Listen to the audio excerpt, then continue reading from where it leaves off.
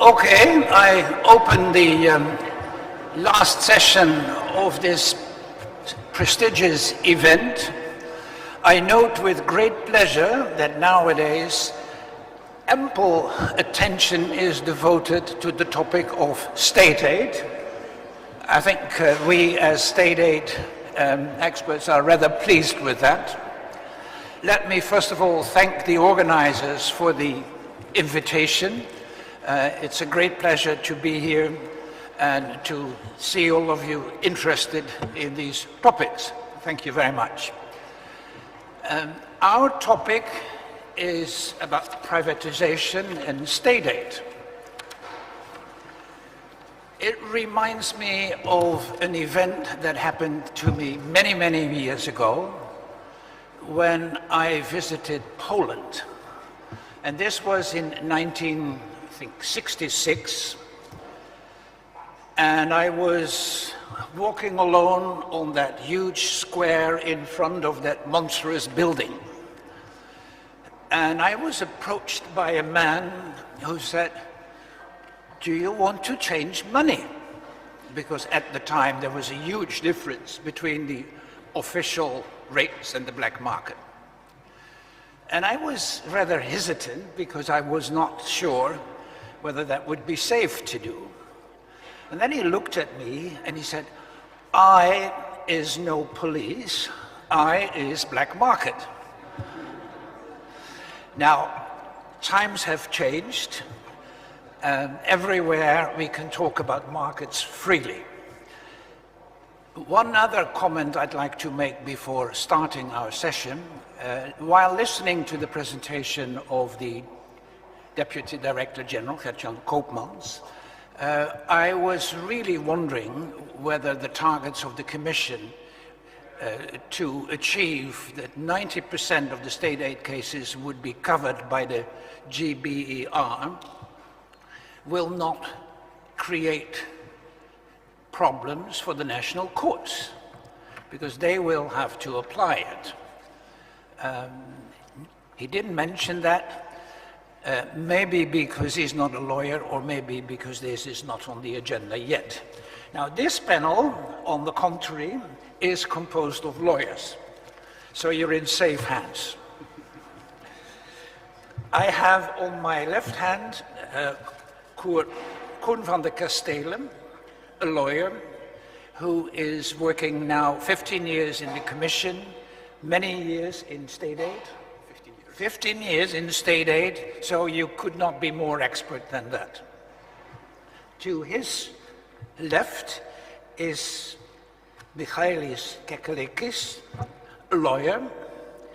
He is also a state aid expert, worked at IPA in Maastricht, and is now with the EFTA Surveillance Authority. And then to his left is Andreas von Boning, lawyer again, with the law firm, partner in the law firm of Freshfields in Brussels, and he has been doing competition law all his professional life. We will follow a slightly different format. We like to do some cross-cutting. As you will notice in this session, the concept of the market economy investor principle or the market economy vendor principle is of crucial importance. So we will, in a moment, start with that, go through that, and then turn to some of the other topics. One thing I would like to note from the beginning is that the presentations so far do not really spend a lot of attention on the question, why would a government want to privatize?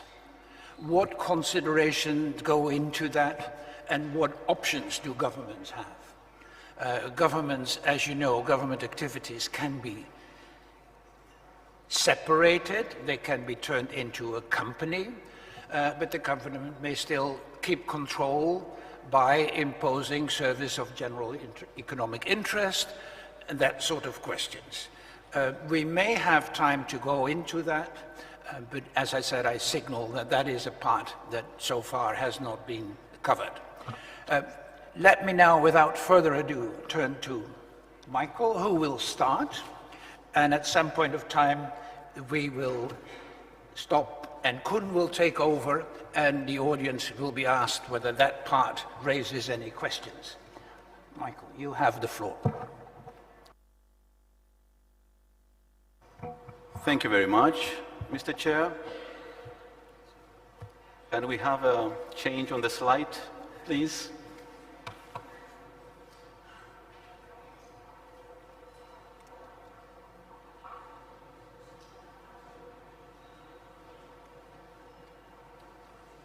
We knew that it would be challenging.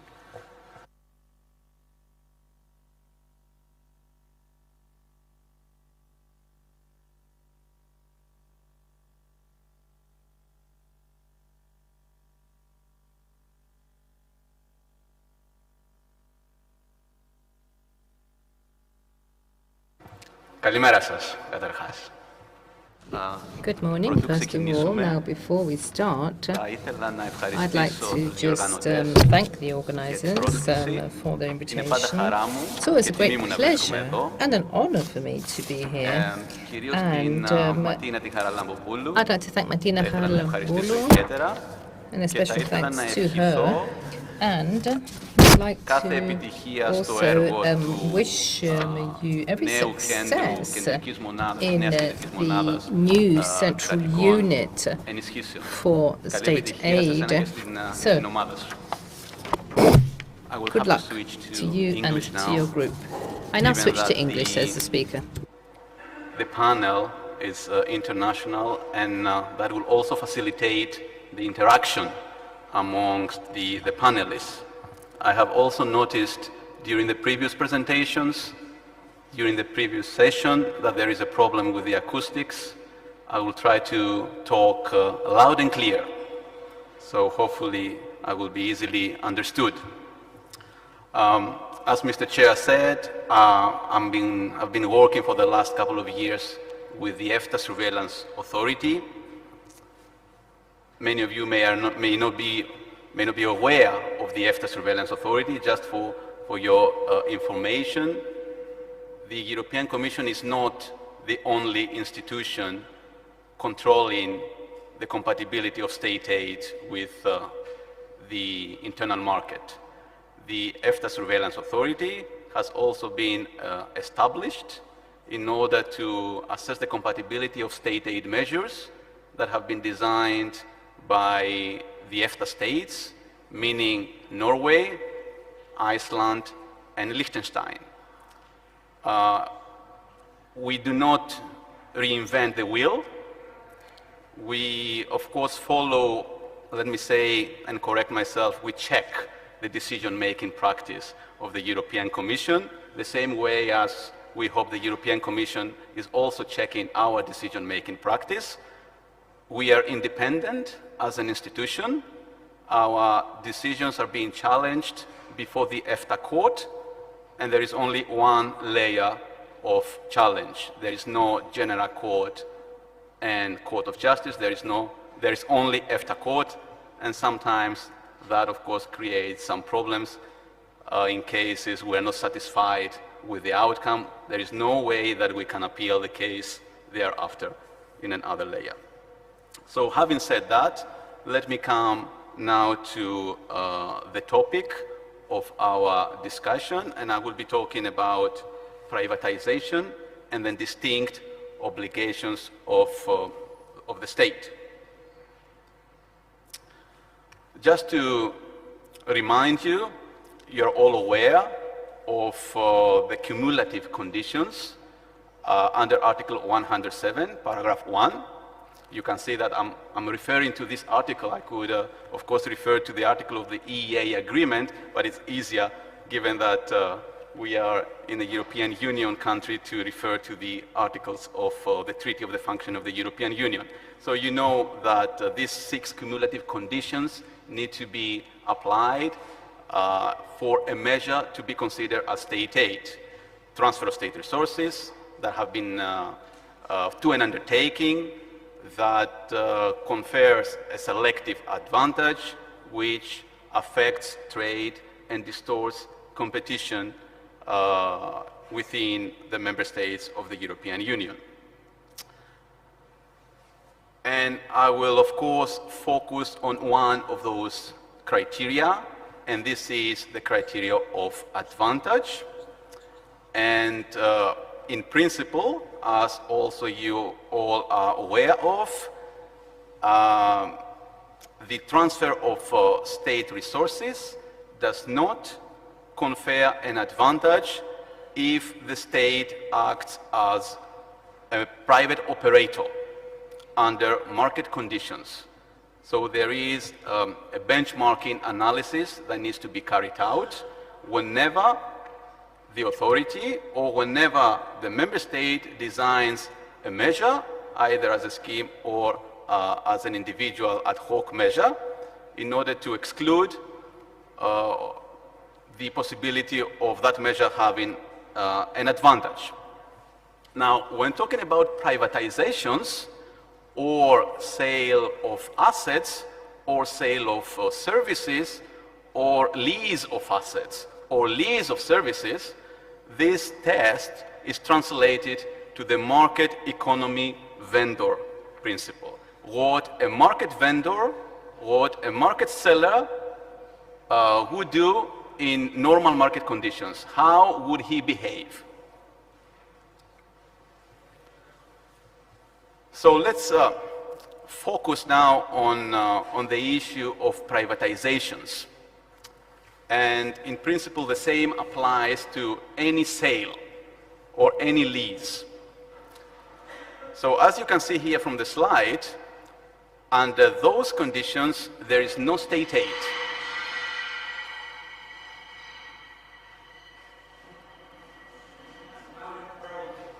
These were the Greek plates. Somebody was telling me about yesterday. Greeks luck.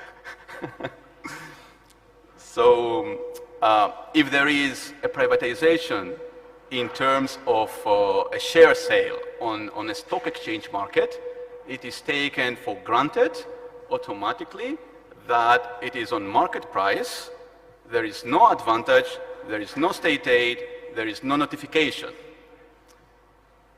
If it takes place in the form of a competitive tender, and we are going to shed light on that issue throughout the presentation later on, then there are three, maybe more conditions that need to be fulfilled for that competitive tender not to confer an advantage. So the competitive tender has to be well publicized. What is taken into account is the highest bid. We're not talking about the most economically advantageous offer. We're talking about the highest bid in cases of privatization and in cases of sales. There should be enough time for the authorities, national authorities, and for the bidders basically to make evaluation of their projects. And most importantly, the tender should be unconditional.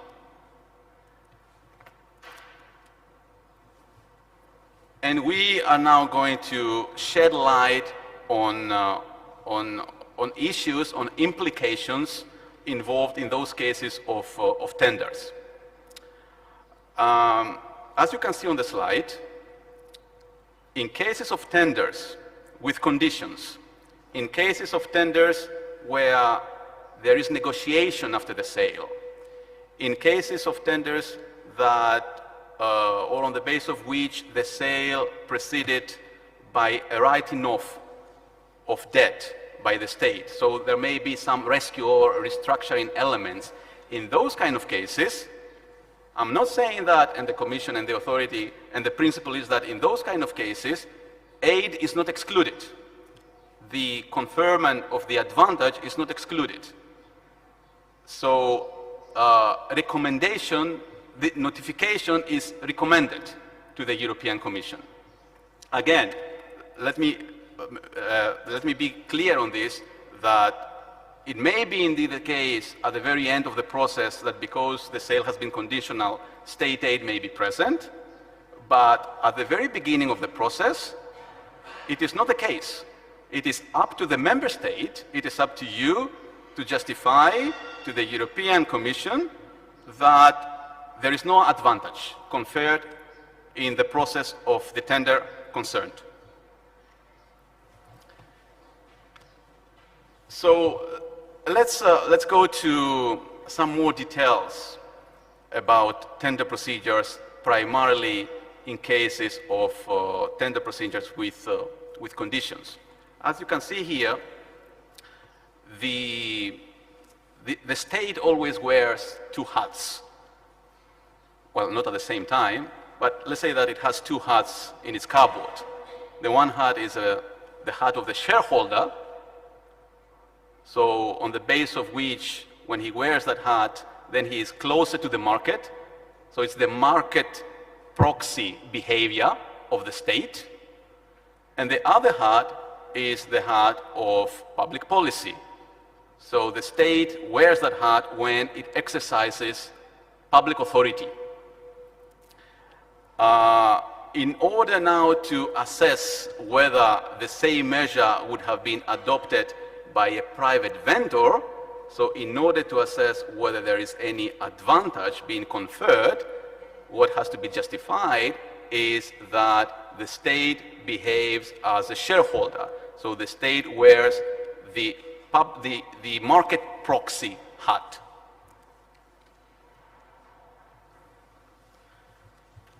So in principle, as we said earlier, the tender must be unconditional. But that practically may not always be the case, because that very much depends on considerations of any kind that public authorities would like to pursue, be it regional considerations, be it public policy considerations, be it industrial policy considerations. So this is upon the discretion of each national authority to design the tender accordingly.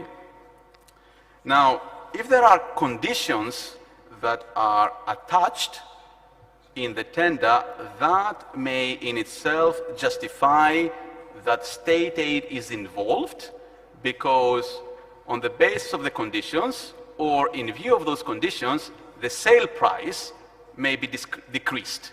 So if the sale price is decreased, that may not represent the market price. And I have listed on the slide Commission decision-making practice. Here in particular, I have listed a Romanian case of 2007, Craiova, where the Commission adopted a final negative decision. There are some Romanian members here. They know the case very well. So you may correct me if you want to add something later on. Please do. A negative decision with recovery. I have not taken all the details of the case. You can just see for your understanding and consideration that there have been conditions attached that they were motivated by industrial policy concerns. An achievement of production integration level, reaching certain production level per year. For example, if I'm not mistaken, around 200,000 cars per year. There were some conditions on employment requirements or regional objectives. So the price was, there was a scoring matrix. The price had 35%, and the rest 65% were devoted to those additional considerations. So for another bidder, well, let me say that Ford won the tender on the basis of those criteria, on the basis of those conditions, but for another bidder to win on the price only, assuming that he couldn't follow, let's say, or he couldn't achieve the other conditions, then he will have to submit an offer only on the price that would actually be equivalent to 230% of the price proposed by Ford. So in a way, those kind of conditions, they created, let's say, a deterrent effect. They drive other bidders away. So they created a competitive environment that was actually disturbed. So it was crystal clear for the European Commission to adopt a negative decision on that particular case. However, let me also clarify that there are a number of conditions that may be acceptable, either because there are non-binding conditions or because these conditions, for example, are derived from domestic law, national law, on employment issues, on the maintenance of jobs, and so on. These conditions are okay. These conditions need to be also respected by any private operator. So there wouldn't be any problem, and there hasn't been also a problem in that particular case, Tractor Rule, also of 2007, where the Commission found out that no aid was involved.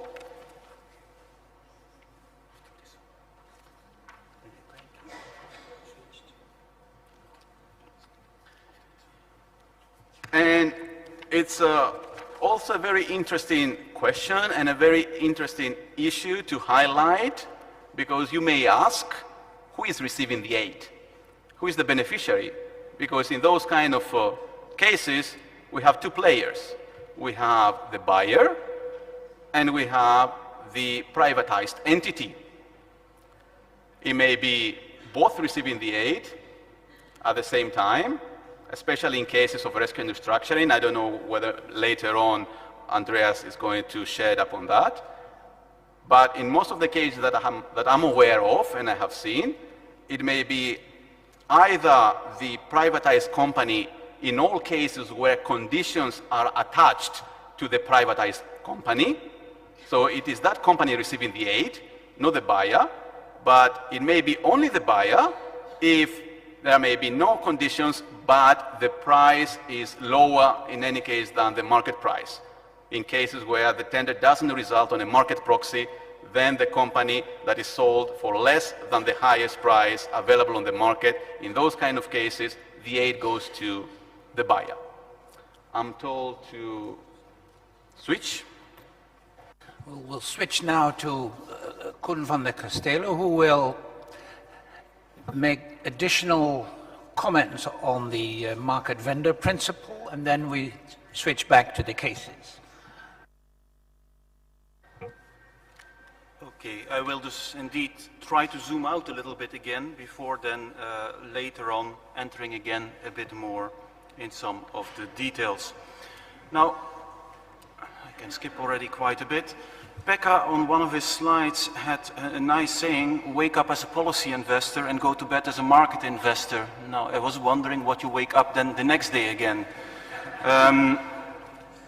Just to say that the two concepts, are not always clear-cut. The dividing line between a policy investor and a market investor are not, black-white. It's often a gray zone. It was also interesting to note that the Secretary of State this morning was referring to selling of assets and then investing in the future, which of course links with the broader policy context that Professor Slot also would want to draw your attention to and would want to have some discussion on. So I will not go into very much detail. You all know that basically this dividing line of private investor is derived from the neutrality principle laid down in the treaty. You have various declinations. Michaelis already started developing the market economy vendor principle. The basics are here on the slide. Would a private investor in similar circumstances have done the same thing? And you disregard any policy considerations in this exercise. So normally you should disregard any employment elements, regional development considerations, and so on. You only look at this as a pure investor. Especially at a given moment in time, there was quite a lot of criticism because, of course, this is to some extent a fiction. Even a private investor would have some regard about what he is investing in and what are the consequences of his investment. Also, the question is to what extent you can actually make this comparison.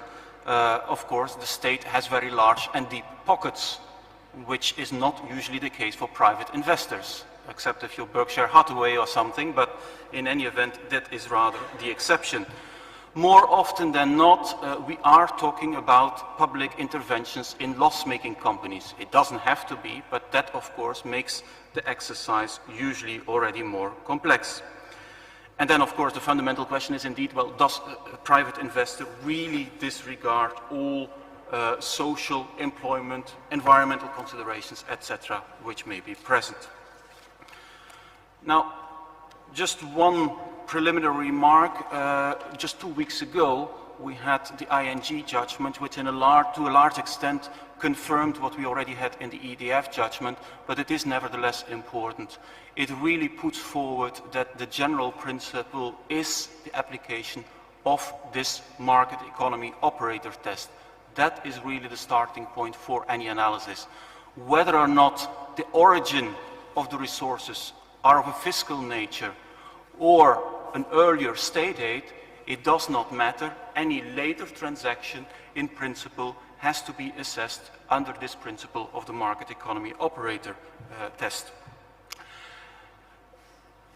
Nevertheless, also in that context, there are, of course, some important issues to be looked at, namely, how do you do this test? I mean, the ING judgment made a strange reference to an economic rationality test. It's not 100% clear to me, having read the judgment, whether this is exactly the same as the private investor test, or whether or not the court is introducing some softer form of market economy operator test. So, I mean, again, that is a point, you may have some views on that point, how to interpret the ING judgment. At first reading, I would see it as a general application of the market economy operator test. Then in the application of your market economy test, you still have some other difficult issues to tackle, namely how to look at other flanking measures you may have. Michaelis will come back to the situation where you're confronted with earlier state aid, which indeed may have an impact on your analysis of the market economy operator test. There is also case law regarding non-aid intervention and how that may impact on the later invention. That is BP Chemicals, which is referred to on the slide, where the court tells us, well, the fact that you have a third capital injection following two earlier ones may at least cause you to have doubts whether or not this market economy operator test can still be met in such circumstances. It doesn't say that it cannot be met, but at least we should look a little bit more closely at the circumstances. Now, to me, this does give rise to some questions, how far this so-called pollution of flanking measures can interfere with this market operator test. And especially in the light of the recent jurisprudence and the ING judgment, I have some difficulties to make this fit. And I am hesitant whether or not this pollution principle can apply in very many cases. Then how do we do the test in practice? I mean, again, the principles are relatively straightforward. First of all, if you have a real investor, you try to look what this real investor is doing. That's, of course, a relatively easy benchmark. If you don't have a private investor, well, then you have to make the comparison with a hypothetical private investor. That, of course, becomes already a bit more esoteric. And then, especially if you're talking about other tests than the purely market investor test, tendering is clearly one important instrument which may help determining whether or not market-conform conditions are reached. So if we look at the first hypothesis, namely where you have actually a private investor being present, you try to look a little bit at the circumstances in which all of this is happening. is the intervention by the private investor really taking place at the same time and under identical terms and conditions as the state? Is there a genuine economic significance to the intervention? Of course, if the interventions are completely disproportionate, it's very hard to take the private intervention really as a benchmark. Another issue certainly to be looked at is whether or not they are in a comparable starting position. If you have already an investor who is a shareholder in a company, the interests may be slightly different than the state, which may decide to step in as a new investor. So, I mean, again, these are, of course, very sound principles. How to apply them in practice is not always so straightforward. But again, this is the easy scenario, where you have a private investor. The second scenario is indeed where you are confronted with no private investors, or at least no private investors which meet the conditions mentioned earlier. There, you have to try to do different tests. You can do a benchmarking operation, or you try to determine via standard assessment methodology whether or not the investment makes sense. Do you get value for money? In a nutshell, that is really the test you're trying to apply. Well, and Vincent and other economists in the room can certainly explain in much more detail how this should be done. So basically, you're looking at the net present value of certain investments and so on. Even if you try to do the test, you still have to look also a little bit at the sector in which you're trying to do this test. I mean, it is very interesting to look at the recently adopted aviation guidelines, which basically put forward the principle of benchmarking. So you should try to determine how other airports are functioning, but then also recognizes that in this sector, it is so difficult to do this test, because there is a long tradition of granting state aid in the sector. So you actually have no clear, well, non-polluted, and that's maybe a strong terminology, benchmarks which are available in such a market where so much state aid has been granted in the past. Then you have some further case law which seems to carve out and also answer to some extent some of the criticism sometimes voiced towards this private investor test. Namely, some circumstances it's actually completely impossible and would become some kind of require some godly inspiration to do the test, namely the Chronopost case, where the court recognizes, look, this set of circumstances we are confronted with are so specific, are so peculiar, that actually you cannot really make any genuine comparison which would help you. Again, the test which the court there put forward, and question mark is a little bit, is that again meaning something different, to act in an economic rational way. I don't really know how to do this different test. I mean, again, ING puts forward a kind of economic rationality test, which may not be different from the private investor test we normally apply. You have the normal private investor test, and then you have the Chronopost scenario, which talks about an economic rational way. I'm sure that economists can tell me that all of this makes sense, but I am puzzled by these three different tests which seem to be put forward by the court. And personally, I would be inclined to use only one test, namely, does it make economic sense in the first place? Then if we look beyond the market investor test, the various declinations, we really have the key role which is being played by tenders. And I cannot emphasize that enough. I think also the French colleague in his presentation already made or hinted at the importance of tenders to try to determine market-conform conditions. And I think indeed, and also Michaelis will further develop this point, that this can be an important tool to try to determine whether or not you are confronted with market-conform conditions. But of course, also there, and Michaelis will develop this further, we have quite a lot of conditions which need to be looked at. Now, in preparation of today, and it's, well, unfortunately very small, I also found it useful to go a little bit back in time. We have a very old communication, 30 years old, And in fact, if you look at the points which are indicators of what does not constitute state aid, which you have on this slide, and then on the other hand, which I will show in a minute on the next slide, some examples of interventions which would or could constitute state aid, it still makes very much sense what we had there. So if you ever are confronted with the question, well, in what scenario am I?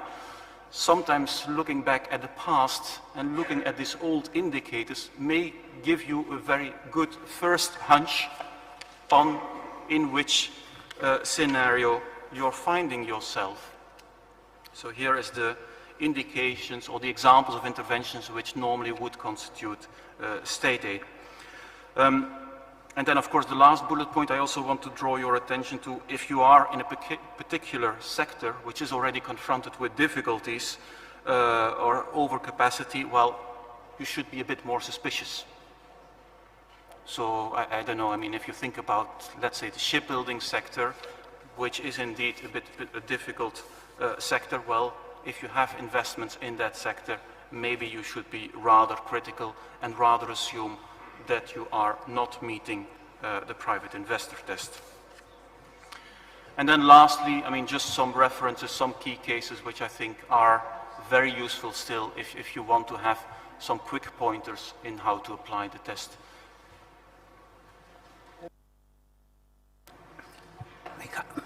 Michaelis again. Don't worry, we will come to the lawyer who will tell you how to avoid all the trouble.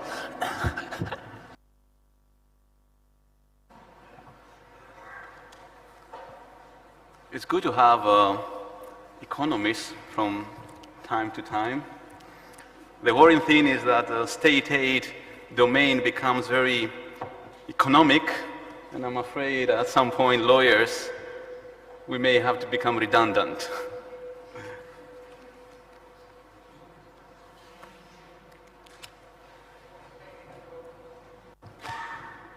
You will be on in a second, don't worry.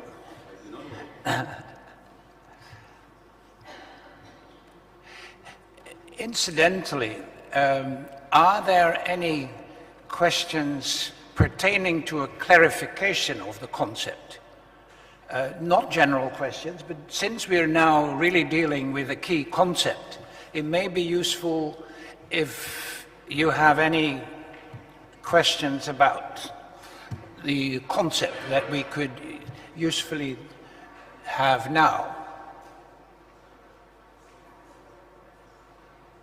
Well, it seems that you have been perfectly clear so far. Thank you very much. We'll continue then.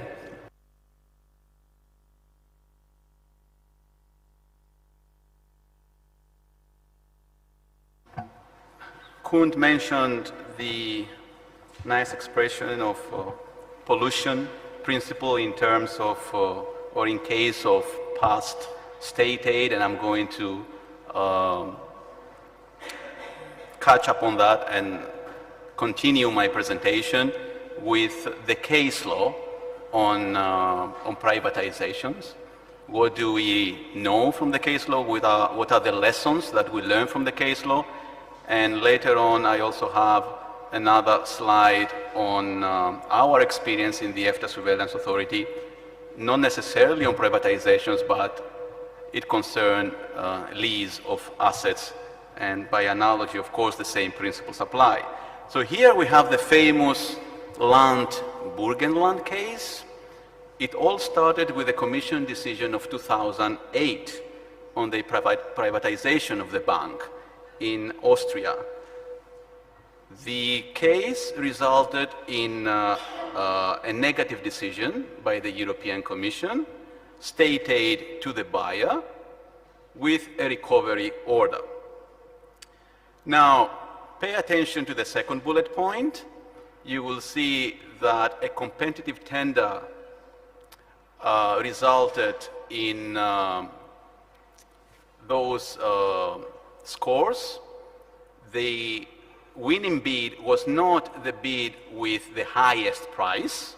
I told you earlier that a public tender, in order to exclude state aid, should provide for the highest price.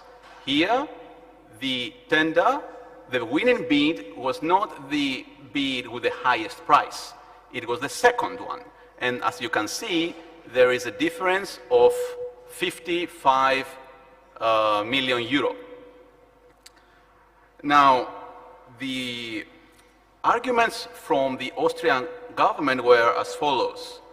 Austria said, we decided to award the tender to the second bidder because the first one would have carried a risk, because the bank will probably draw on a guarantee. Indeed, very important to point out that the tender was based on a condition that a state guarantee of a bank wouldn't be invoked. There were no other conditions attached to the privatized entity. It was only that condition of the guarantee not being invoked. So what was the main concern of the European Commission was whether on the basis of that guarantee and that particular condition, the price of the sale was reduced.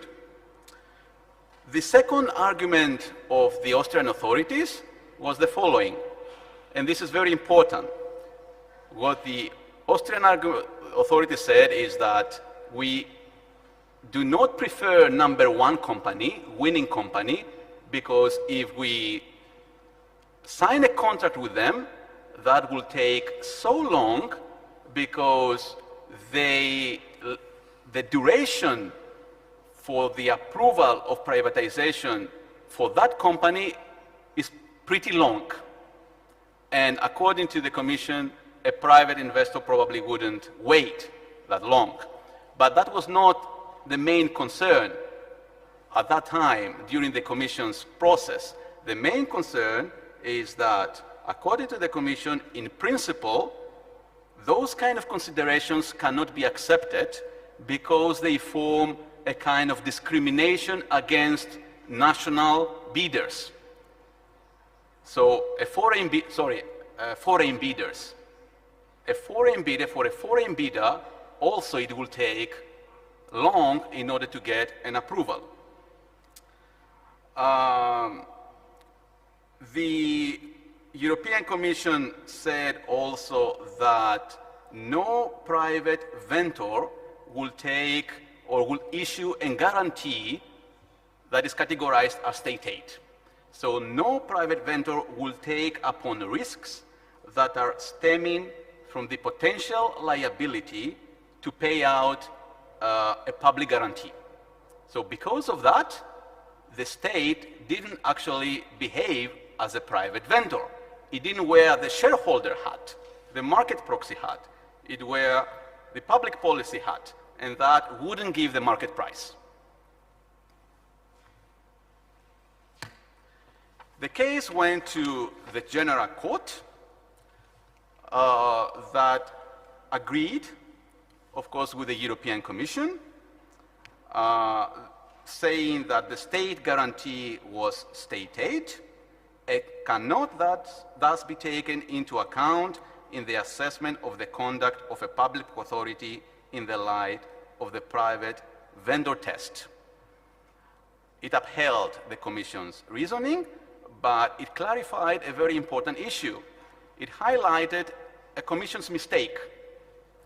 Earlier, I told you that on the basis of the Commission's case, the long duration for the approval was not taken into account because that would be discriminatory. What the court said is that that may not be the case.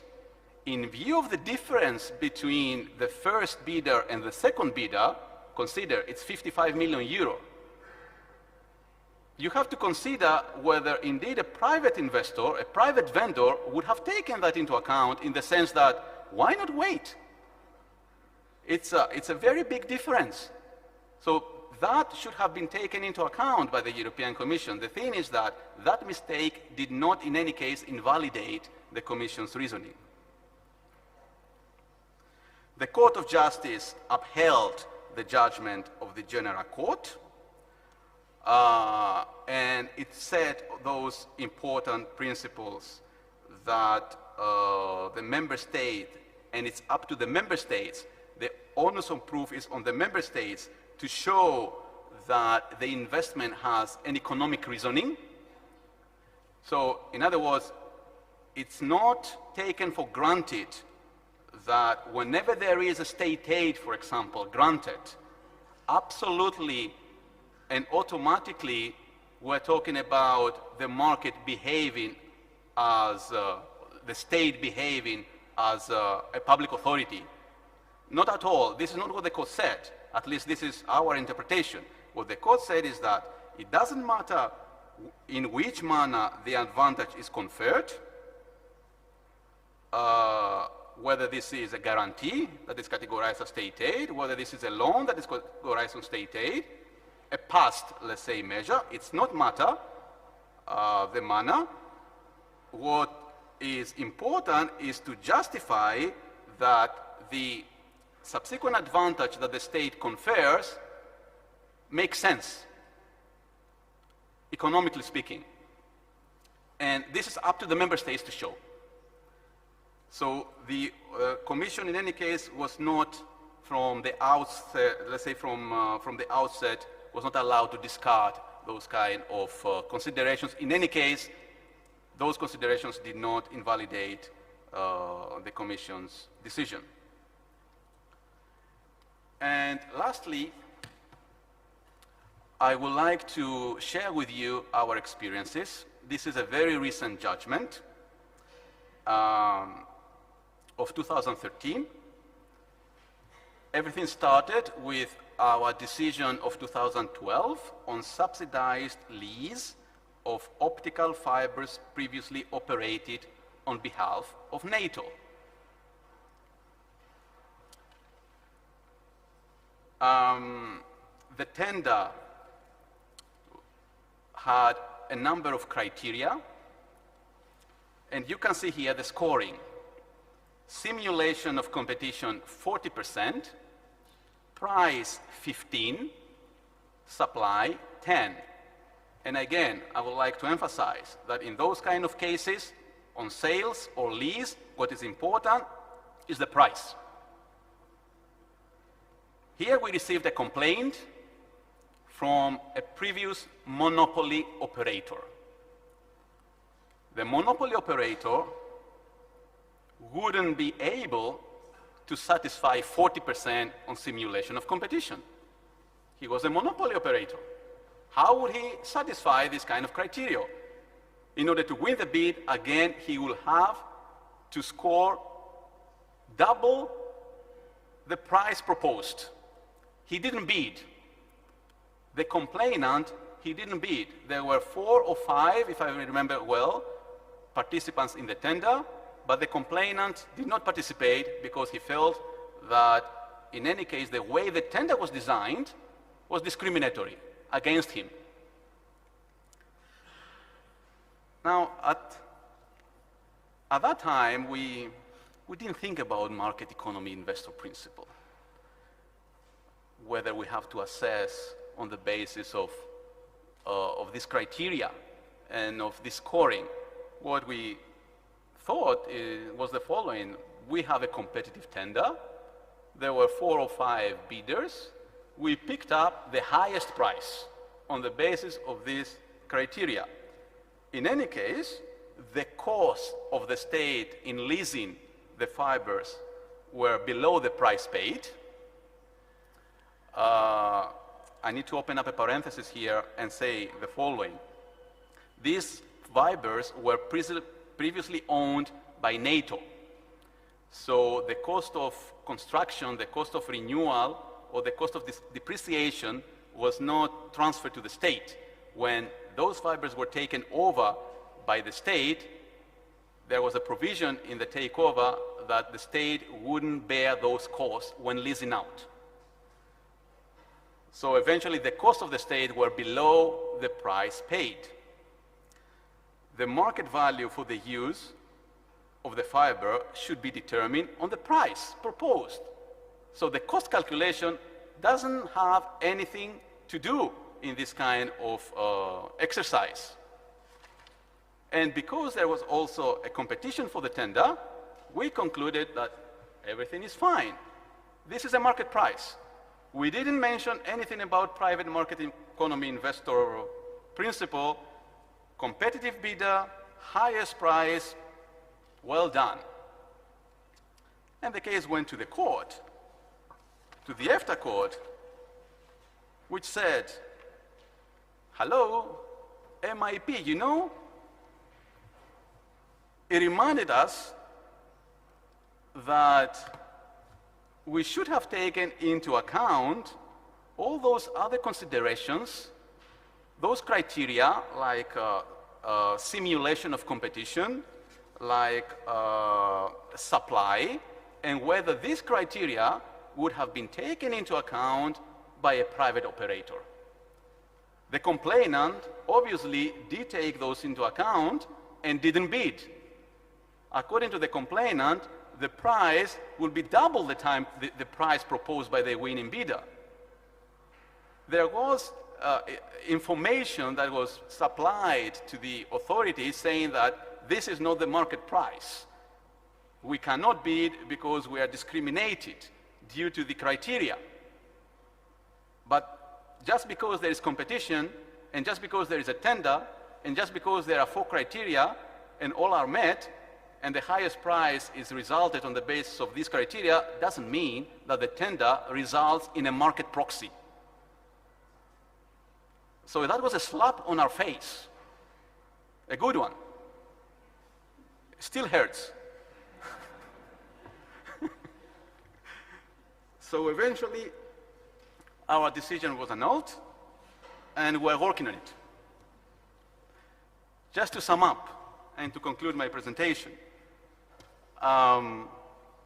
so an unconditional competitive tender that ensures the highest price, in principle, will result in a no-aid situation, and any conditions attached would naturally reduce the sale price. If there are conditions attached, then notification is recommended. Maybe those may be conditions that could be accepted by a private operator. Kuhn earlier said that indeed there is a fiction there. We don't know how a private operator would behave.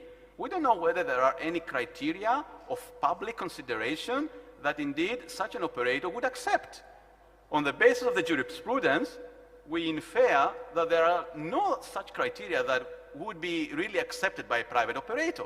But in practice, that may not be the case. And I can give you later on, if I still have the time later on, an example. So the state acting as a private vendor must disregard all those kind of considerations, public considerations, regional considerations, and so on.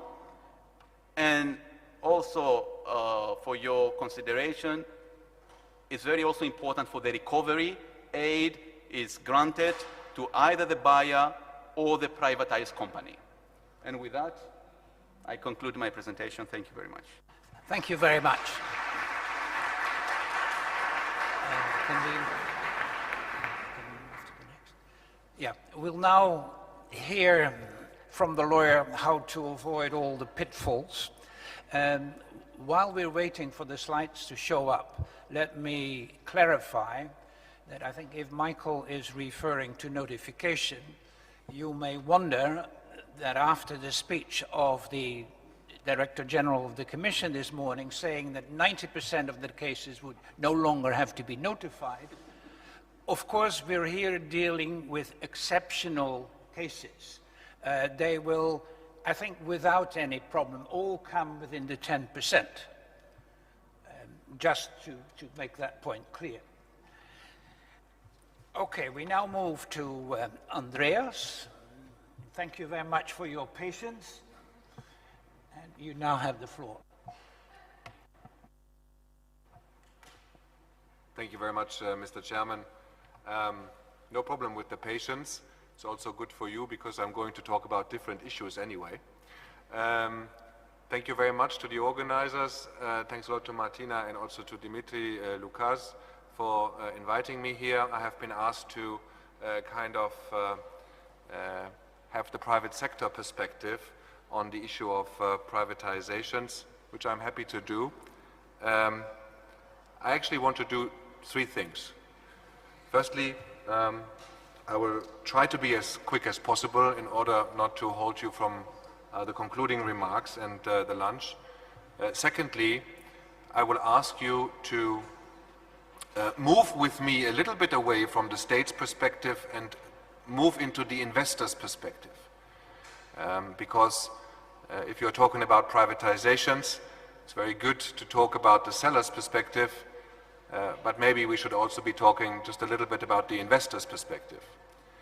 And the third thing I would want to do is I will try what I believe a lawyer should be doing, working in private sector, try to give you rather practical recommendations based obviously on the law and the cases, but I'm afraid I'm not going to dwell as my predecessors did into the very sophisticated areas of the individual cases.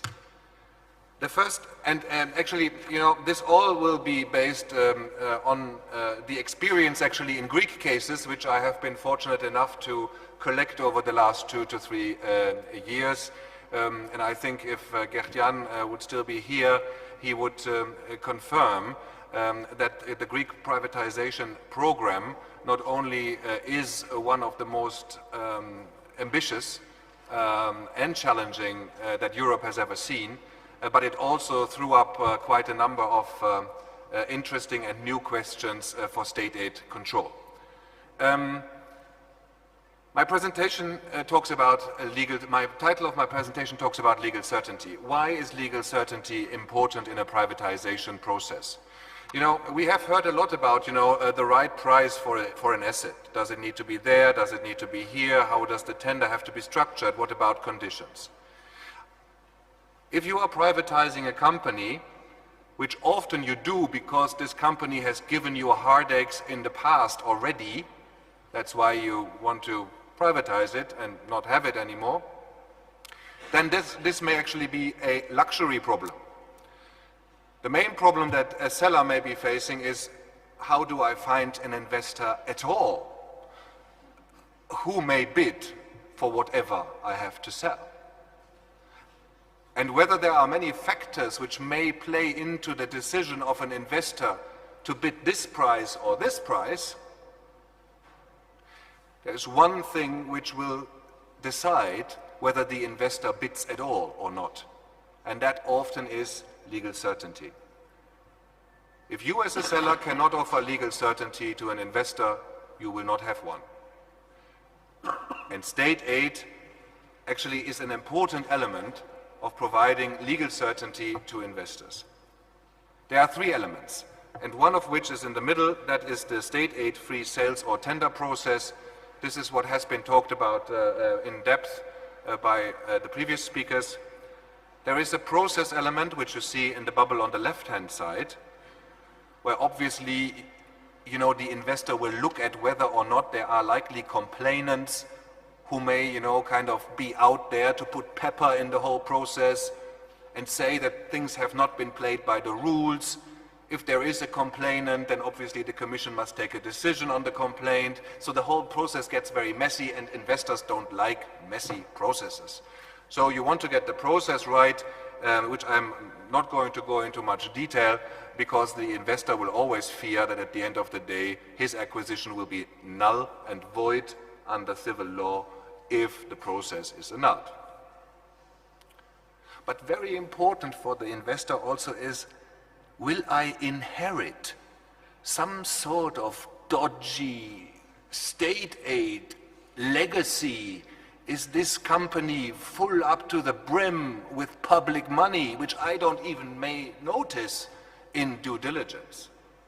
And there is nothing that the investors fears most than to uncover, like half a year or so into the acquisition, that actually he has bought a pot full of public money, and he may actually be subject to recovery orders or otherwise be prevented from using the asset, be it a company, be it a production asset, be it a concession, to offer something in the way that he wants to use it. And there are 2 points that I just want to highlight a little bit to you today. And the first point is, the investor will want to make sure in every privatization process that he can satisfactorily exclude the possibility that he will be made liable for the recovery of past aid in a company that he buys. This is the first topic I will want to speak about briefly, and the second is, he will want to exclude as well that that he buys a company which has open state aid problems concerning its business, so that its business activities are actually endangered by a pending state aid legacy issue. On the first point, and as I said, I'm going to go relatively quickly. In the normal privatization situation, imagine you have in the normal situation, imagine you have a company which has received state aid in the past. This is the painting there on the top left of the slide. You know, a company has received an aid benefit, which is the light blue thing. You know, that somehow gets uncovered at some point, complaint, ex officio, notification, probably not. Commission gets after it, orders recovery. The money has to be recovered by the member state from the company, even if it's a public company. Now add the privatization dimension. If the company is actually sold, or assets of the company are sold, and acquired by an investor, the investor may actually inherit the advantage that was provided to the company through former state aid. In that situation, and especially if the company which is left behind in an asset transaction, the company is left behind with the state, which is why you have still the company shell there. If that shell is bankrupt, the normal recovery process won't work, because the recovery will be against a company which cannot pay, and in that situation, the investor may be afraid that the recovery order is going to be directed also at him or at the company or the assets that he has acquired. And that is kind of the Armageddon for every investor. So how can you come to this type of a situation, and what is the legal basis for it? Actually, there's a number of court decisions and commission decisions in which this possibility of recovering past aid from a new investor has been introduced. I have just picked up a quotation from the Italy and SIM2 multimedia commission case, which says very clearly that recovery is not restricted to the original firm, but is extended to the firm which continues the activity of the original firm using the transferred means of production, i.e. the acquired assets or the activities, in cases where certain elements of the transfer point to economic continuity between the two firms. That means, if a firm has received state aid, the main assets are sold to an investor. The investor continues the exact same activity. He may be the addressee of a recovery order if there is economic continuity. When we did privatizations here in Greece, obviously we were told by the sellers, look, economic continuity is exactly what we want, because we want the investor to continue the activities of the privatized company, but economic continuity in case of a company which has received state aid in the past can become very problematic. You need two conditions: an advantage received in the past and economic continuity in the way that the advantage is being passed on to the acquirer. And I just wrote a number of cases here, at least 2 of which also play in Greece. Okay, economic continuity is a set of multiple factors. It's not very easy to go through that, and I'm not going to do this because I promised to you to be very simple and lawyerly. So follow me to the next slide where I put the key points up. If you want to break the economic continuity and prevent that the investor must be afraid to become the addressee of a recovery order, you have to do 5 things.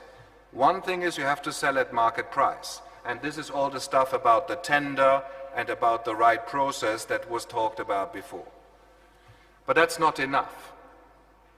You have a better chance to exclude economic continuity if you sell your company in parts. Because if you sell it in parts, and this is my little picture on the left, the duck will not be the duck afterwards. But the duck will be 3 little different kinds of animals. So if you split up the company, you avoid a finding of economic continuity because the investor will not continue the same aided activities as before.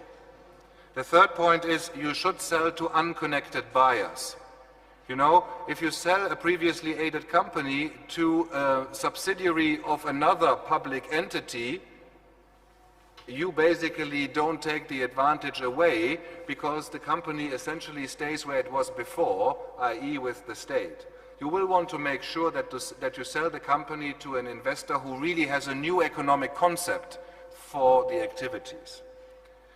You obviously also want to make sure that your timing of the sale is right. That's the 4th point. You know, if you already have a recovery order against a company for past state aid, so you need to recover money from that company, and then you say, oh, I'm quickly going to sell it to someone, this is a clear, attempt to circumvent recovery and will not break the economic continuity because then the recovery order gets against the other guy who actually acquires the company.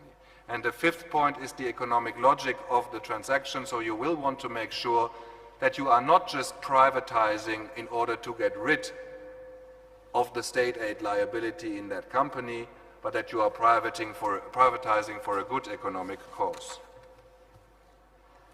Very shortly on process, and there's really only one message here which I want to give you in privatization situations which involve state aid problems.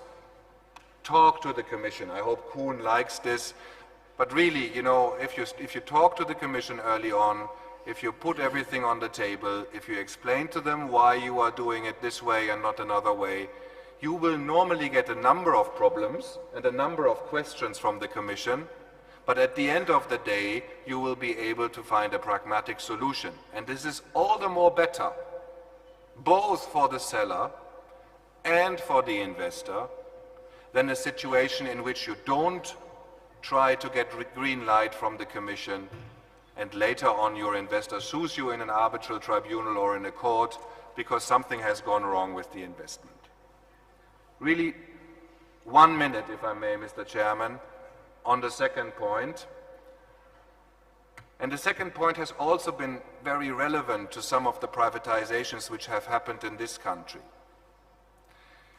An investor will request from the state, from the privatizing state, that he receives the asset free of state aid risk.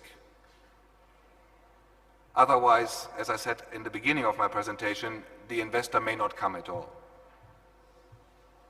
So whoever privatizes needs to give the impression and have the reputation in the investor community that the assets that he has on sale are free from state aid problems. And in some of the companies which are up for privatization also in this country, this is not so easy. You find a lot of guidance from the Commission on this topic in the staff working paper on compliant financing, restructuring and privatization. This is from 2012, setting out quite practical advice what you need to do and what you need to avoid. And you obviously also have case law, which is relevant here, and I'm thinking about the OPAP case of 2012. What may be state aid legacy issues that the investor will want you to clear before the privatizations? Obviously, he will want to make sure that there are no state funding or financing structures in the company which could give him a problem later on when he acquires the company. This goes to loans, to guarantees, but also maybe debt to equity swaps, which you may want to do. The investor may say, okay, there may be an element of state aid which I don't want to have. The second point are exclusive rights and concessions. As long as a company belongs to the state, it having an exclusive right to provide a certain service to the people or in the economy may never really have been seen as a state aid problem because it was part of the state anyway. Once this company or this activity goes to the private sector in the course of a privatization, this may become a problem all of a sudden because you're not in the family of the state anymore, but now you actually have to be arm's length. You should have been arm's length before, but okay, nobody really cared. But now you have to be arm's length. Okay? So you have to be sure that whatever exclusive rights the company you want to privatize has are actually okay from a state aid perspective. And the same goes for tax benefits and other legal privileges that this company may enjoy. And I'm talking about things like favorable depreciation rates, favorable tax rates, favorable accounting rules, the freedom from certain administrative burdens that private sector companies would have to do but public don't, all this type of things, privileges. Once they move to the private sector, be careful that those that are not going to be seen as state aid. All right, those issues you need to clear up front. Again, talk to the Commission. They are happy to help. Even if you uncover some sins of the past, it's always better to come clean, at least at the moment of the privatization, than to lose your reputation as a seller for not selling assets which are clean. And with that, and in a nutshell, everything I said before, and I'm not going to go through this, I'm going to conclude with many thanks. I have been a bit longer than I wanted to, but I hope this has added like a little bit of a second aspect to it, which actually follows on from what has been said before.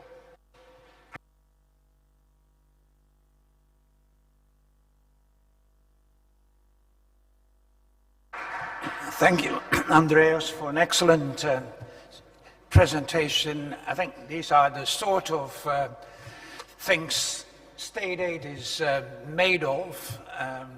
I think about Humphrey Bogart saying, gold, that's the stuff that dreams are made of. But it's a little bit like that. I have one question to you. You say that you should try maximum to get things clean from the start. Now, what if the acquirer asks from the government a guarantee that he will not be bothered by state aid?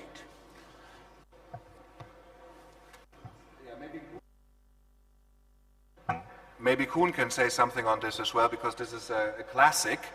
Yes, obviously, every investor will come and say, okay, we write in the contract, if ever there is a recovery, if ever there is a state aid issues, the government owes me a reimbursement of whatever I have to pay and indemnities and whatever. But the Commission, I think, has a relatively clear policy on this, because that obviously can amount to a situation in which a recovery is frustrated and the efficient recovery is obstructed, which obviously state aid rules want to prevent. But Kuhn may be able to say more about this. I mean, I can only confirm indeed we would take a very negative view on these things because, of course, it prevents an effective state aid control. If you can so easily circumvent it by putting in an extra clause in the contract, you would deprive state aid control of its effective impact. I asked the question because I encountered a similar problem in cases in the new member states where there were investments in the old days before accession, and now companies try to recover under the auspices of the Energy Charter Treaty. You have similar issues. We have some time for questions. Can I ask you to be as brief as possible to allow for a real dialogue? Yes. Could you have the microphones in the middle there, please?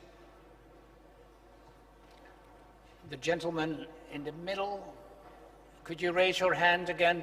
Okay. Yes, thank you, Chairman. Vasilis Karagiannis from KRC Law Firm. After congratulating quickly the speakers for their excellent presentation, I would like to pose the following question. Often in case of privatization, especially of crucial infrastructures or other cases involving services of general economic interest, it happens that the state, the seller, asks for not only of a commitment for the continuity of the activity, but often asks from the bidders to submit a business plan or other evidence that they are really capable of operating the business. And this is sometimes assessed in a pass or failed basis or in a score table, as it was said. And I was wondering on the assessment and the compatibility of such conditions with the vendor market investor principle, if I can have your comment on this. Thank you. Start. Well, in principle, trying to certify that indeed you're confronted with a credible bidder as such is not a problem. Of course, the problem might arise if you try to construe via that way your privatization or your transaction in a certain direction. If it is really abused to kick out certain people you don't want to have in the process. But for instance, if you have rather sensitive transactions and you ask the parties in the process to put up a guarantee, a bank guarantee or whatever, or to show indeed that they have past experience with certain activities, that as such is not necessarily a problem. Yes, I would like also to add that it is an enshrined principle in competitive tendering, especially in case of privatizations, and I think it has also been confirmed by the court, that the bid has to be credible, meaning that a highest bid is not going to be accepted if on the basis of a business plan that is correctly indeed submitted, the authorities can see that the project cannot be realized and it's not financially sound. So it is, I think, a valid condition that a business plan needs to be indeed submitted in order those transactions to be assessed. Two conditions normally. If it's common market practice, it's fine, unless it kind of depresses the price, which was said before.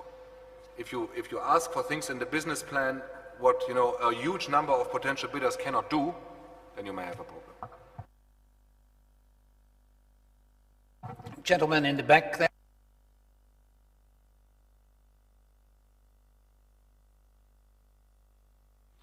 Thank you, Mr. Chairman. My name is... We may have a bidding problem here. Go ahead. My name is Soufleros, Associate Professor at the Athens University Law School. First of all, I would like to congratulate all the panelists for their excellent presentations. My question is the following. Concerning what Mr. von Bonin said. Let's say that the Commission has cleared and said there is no state aid element if an undertaking which previously has got state aid is being sold in parts, as you said. Is that an absolute guarantee what the Commission has said? Because even if this Commission decision has not been appealed against it, in another context, the problem may remain or arise. Let's say, let's take the example of for the employees. Question which is put is whether such a selling of parts of an undertaking, let's say parts, Betrieb in German, could constitute a transfer of undertaking in the sense of the directive concerning employees' rights and the respective national law, of course. This question could lead eventually to a preliminary ruling before the Court of Justice. And what if the Court of Justice says, yes, this is a transfer of undertaking in the sense of the directive and the respective national legislation, what is done? What's the impact on the state aid issue? Thank you. Congratulations to you. This is a very valid question, and a very, very good one, actually, and a very difficult one. First thing, no, there are no absolutes in state aid because it's a moving thing, and every case is different. So no, if there are decisions that say, you know, if you sell in parts, will that always be enough to break the economic continuity? Probably not. Second point, if you sell in parts, and that's what the case law says, you need to look at, you know, kind of, are the parts really dissecting the economic activity of the previous undertaking? You remember the airline cases, where, for example, in Alitalia or in Olympic Airways, around 50–60% of the business was sold to an investor, and that was seen as being so different that it breaks the economic continuity, although the people obviously went with that. And then you have cases like in Olympic where you said, okay, you do the ground handling, you do the maintenance, and you do the, so you put the things apart. And I could also imagine that, you know, employees who were still there at the point in time of the transaction would have moved. On the specific point with the directive on the continuation of the workers and the transposition into national laws, you know, I can only give you a pragmatic solution. I mean, at least in the experience that we have collected on cases, you know, obviously the Commission will have to accept that whatever you are transferring in terms of a business is going to be subject to the general applicable rules of European and national labor law. So if the structure that you agree with the Commission means that you have a certain amount of transfers with that, so be it, and the Commission will always or should always agree to a clause in the commitments or the tender documents or wherever that is, saying, you know, this structure obviously is subject to the application of, you know, applicable rules of European national law on the transfer of workers, because they cannot say anything different. That's the way it goes. Okay.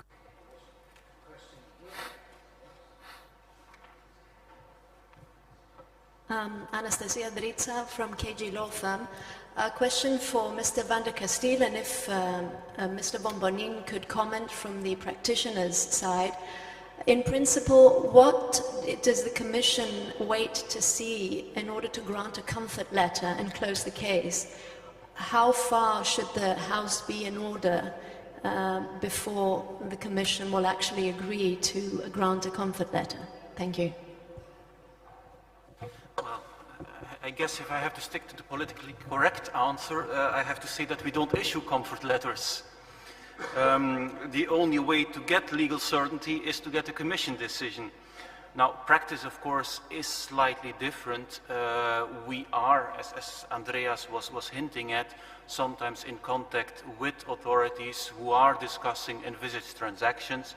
And then, of course, in that context, we will give indications of what we believe would not cause any problems. So, I mean, it's worth what it's worth. I don't know if you can label that a comfort letter that's based on discussions with authorities and indicating certain parameters which we believe to be sufficient that if ever we were to have to propose to the College of Commissioners a decision, that this would easily be acceptable.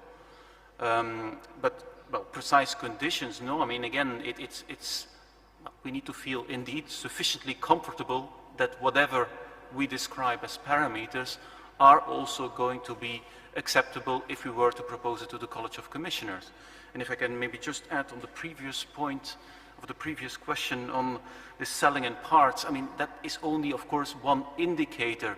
I mean, we're looking at one case currently where we have actually the opposite, where indeed all the parts were proposed. You could bid for them individually, but you could also, of course, group the different assets again together. And there we had such a disproportion between the bids, between the individual assets, and then one bid for the totality. Basically, because of the specificity of the assets, you could really not do anything with them apart from bundled. And, well, at least our initial inclination is actually to accept this, also because the rest of the story, the other parameters which need to be looked at, so it's never one size fits all, seem to make sense. So if you look at the list of Mr. Van Bonen with the five bullet points or something, well, these are indicators which have to be looked at together. And of course, on the transfer of employees' rights, I can only agree with what was said before. There we have to respect also national legislation, although usually the transposition of the directive in most legal systems, I understand, actually cut the rights of employees in case of bankruptcy. I've only encountered one member state where this seems to be different, and that of course could have an impact on how we approach this kind of things. Okay, ladies and gentlemen, there is time for one more question. You don't have to, but you have now the opportunity to ask the panel what you always wanted to know. Well, the panelists seem to have been able to dispel all your questions, and I think you all agree with me that we had excellent presentations and excellent explanations. I thank them very warmly for it.